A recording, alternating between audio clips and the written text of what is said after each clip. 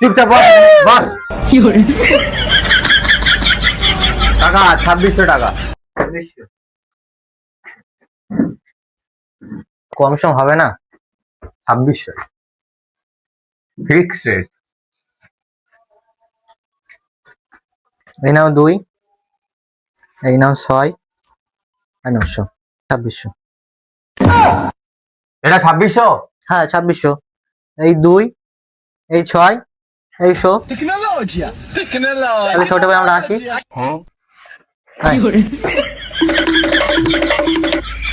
এই 2, এই 6, এই 100, 2600।